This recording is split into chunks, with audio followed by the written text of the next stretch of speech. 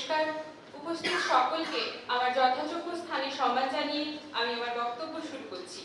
আজকে আমাদের বক্তব্যের বিষয়বস্তু হলো এক দেশ এক নির্বাচন, বিকশিত ভারতের পথে একটি সাহসী পদক্ষেপ। তো প্রথমেই আমাদের জেনে নেওয়া উচিত এই এক দেশ এক নির্বাচন ব্যাপারটা আসলে ঠিক কি। আমাদের দেশ বৃহত্তম গণতন্ত্র, যেখানে বিভিন্ন প্রকার নির্বাচন যেমন রাজ্যসভা লোকসভা নির্বাচনগুলি বিভিন্ন সময় অনুষ্ঠিত হয়। এক দেশ এক নির্বাচনের অর্থ হলো একযোগে নির্বাচন, মানে ভোট গ্রহণ প্রক্রিয়া একযোগে হবে, একসাথে হবে। আমাদের ভারতের প্রাক্তন রাষ্ট্রপতি রামনাথ কোবিন্দের নেতৃত্বে একটি কমিটি গঠন করা হয়, যেটি এই নীতির পরিপ্রেক্ষিতে কাজ করে। এবার হচ্ছে এক দেশ এক নির্বাচন। আমরা যদি ভারতের ইতিহাস নিয়ে ঘাটাঘাটি করি তাহলে আমরা দেখতে পাবো যে এটি আমাদের দেশে নতুন কোনো ঘটনা নয়। 1951-52 থেকে শুরু করে 1967 সাল পর্যন্ত আমাদের দেশে সমস্ত প্রকার নির্বাচন একযোগেই ঘটত, কিন্তু পরবর্তী ক্ষেত্রে আমরা কি দেখতে পাই, এই চক্র ভেঙে যায়, অর্থাৎ একযোগে নির্বাচন ঘটে না।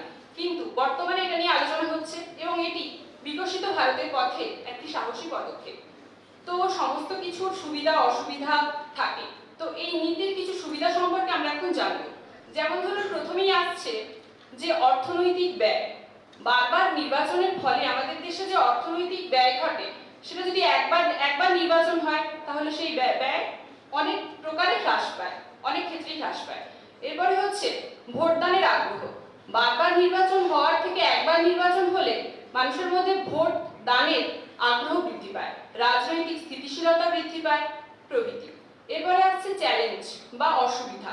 এই নীতি যখন বাস্তবায়ন করার দিকে আমরা যাচ্ছি তখন আমরা দেখতে পাবো আমরা অনেক রকম চ্যালেঞ্জের মুখোমুখি হচ্ছি।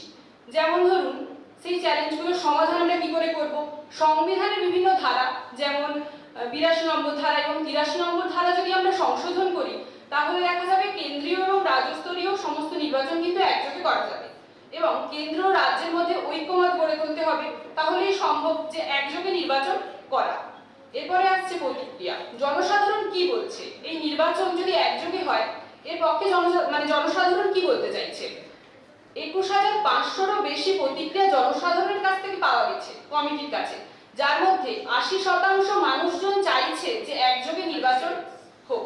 পরিশেষে আমরা বলতে পারি এই এক দেশ এক নির্বাচন এটি কোনো রাজনৈতিক মতামত নয়, এটি উন্নত ভারতের ক্ষেত্রে, ভারতকে এগিয়ে নিয়ে যাওয়ার ক্ষেত্রে একটি সাহসী পদক্ষেপ। আমরা যদি এই পদক্ষেপকে মাথায় নিয়ে এগিয়ে যেতে পারি তাহলে আমাদের দেশ প্রকৃত অর্থেই হয়ে উঠবে বিকশিত ভারত। নমস্কার।